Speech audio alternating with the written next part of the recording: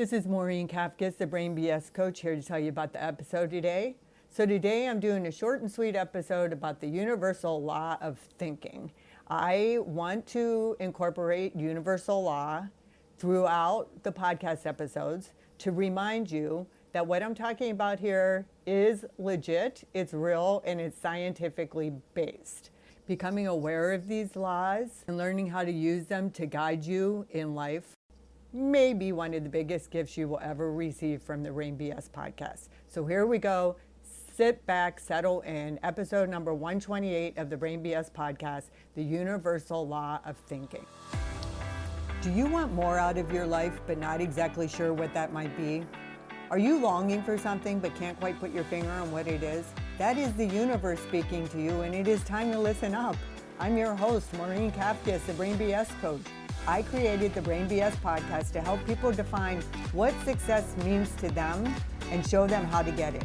I help you to let go of fear and doubt and prepare your nervous system for success. I show you how to understand your own energy and to trust yourself to make all the decisions. If you are ready to go inward and stop looking outside yourself for all the answers, this is the podcast for you. Now let's get started. Hello and welcome back to the Brain BS podcast. I am experimenting a little bit today about how I want to incorporate universal law into the Brain BS podcast because I think it's so important. And when I teach you these laws, my understanding of them, I mean, to be honest, some of them are worded like so, I don't know how to, you know what I mean, like thou, thee, thou, or whatever.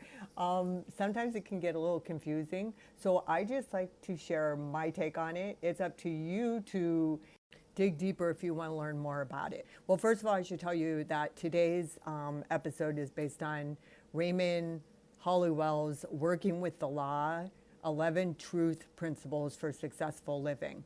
So I'm looking at his book. I'm going to be quoting a lot of things out of his book and then just making my point of why I included it in the podcast, giving a few examples. This episode's not going to be too long. It's going to be short and sweet, and I'm just going to tell you everything that I think you need to know.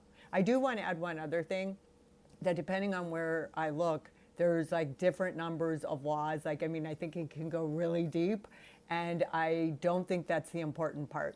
I think that any law that I read that resonates with me is something that I need to know. And if I think I need to know it, then I know there's other humans out there with brains who need to hear it too. So today's law is law of thinking. And Raymond Holliwell says we attract only what we think or create. The progress of the individual is largely determined by his ruling mental state because the mind is the basic factor in governing power in the entire life of man. He says attention should be given to the predominant mental state, for it determines our reality. So I just want to say that this is basically what we're saying when we talk about the power of the mind and how our thoughts create our reality. Now, that doesn't mean that just thinking something creates reality. It means that our thoughts trigger feelings and those lead to actions and give us our results. Another way of putting it is the think, feel, act cycle. These thoughts and the way this all works goes around universal law, and everybody will say it in a different language, in a different way. And then we get to determine which one works for us, and that's who we go with.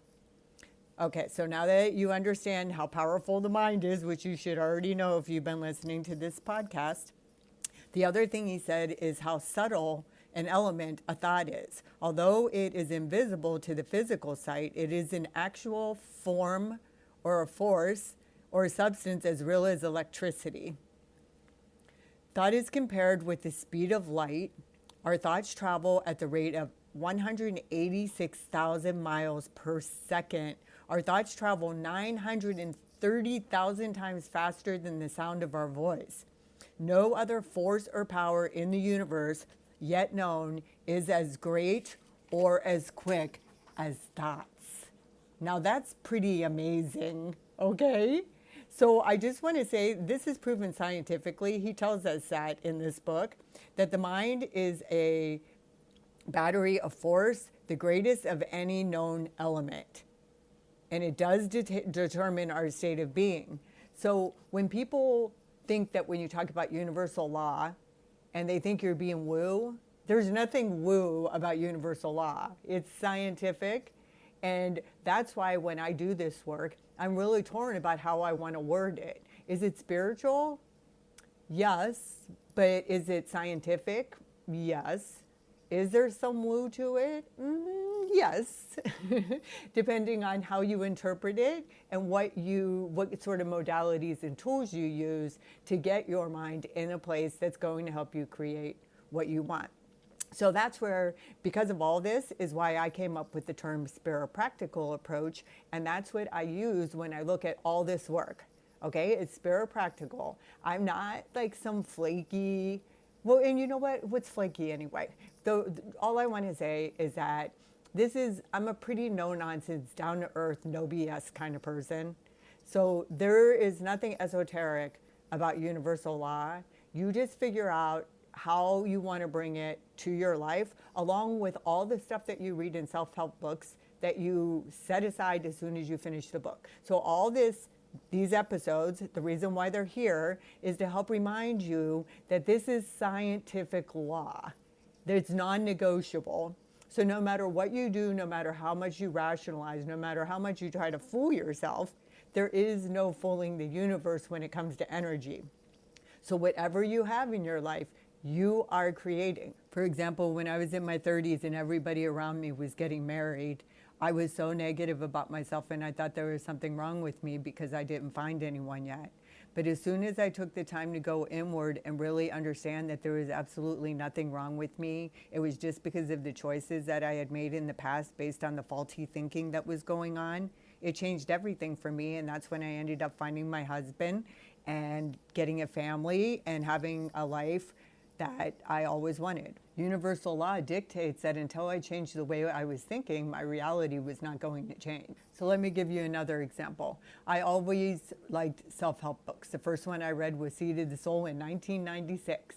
So I learned a lot from those books, but I just continually kept setting them aside, looking at them when I was in pain or suffering, but I just was not interested in having them be anything primary or consistent in my life. It wasn't until I changed my mind about that I really committed to living consciously, that I then came across the resources and learned all the tools and everything I need.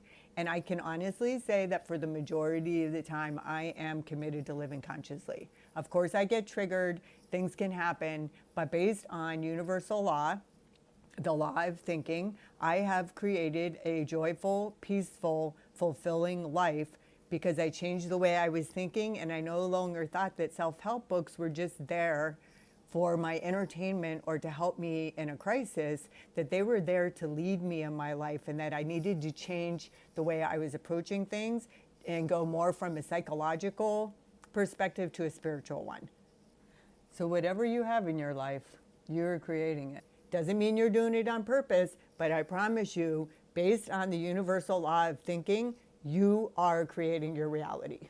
Now, I know this isn't going to sit well with a lot of people who are in really bad situations, and I have so much compassion for you and empathy, and there's no judgment here, and there's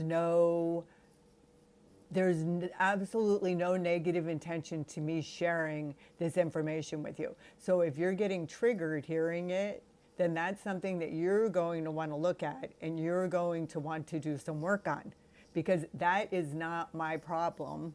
That is your problem. And it's not really even a problem. It's a mystery to be solved. And every mystery we solve about ourselves gets us closer and closer to the higher self that we want to be if we want to create amazing things in our life.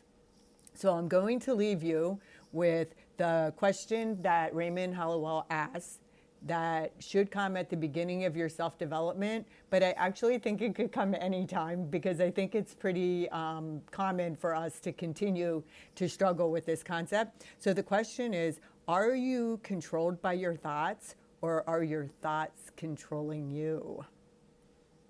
Are you using your thoughts for gains, or are you using them for loss? So I want you to think about that. You might want to grab a pen and paper and even journal on it and make a list of all the ways your thoughts are serving you and all the ways they aren't. And then just remind yourself that you are creating the reality that you live in by the way you're thinking. So you might want to clean up that thinking. And what better way to do that than by listening to the Brain BS podcast? I know you learned something valuable here today. I'll see you next episode. Thanks for being here and learning about Brain BS. I hope you enjoyed listening to the episode as much as I enjoyed creating it for you. If you did, please take a little time to do a quick review, give me 5 stars, and share it with everyone you know.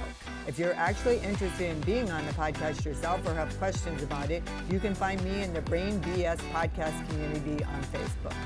See you next time.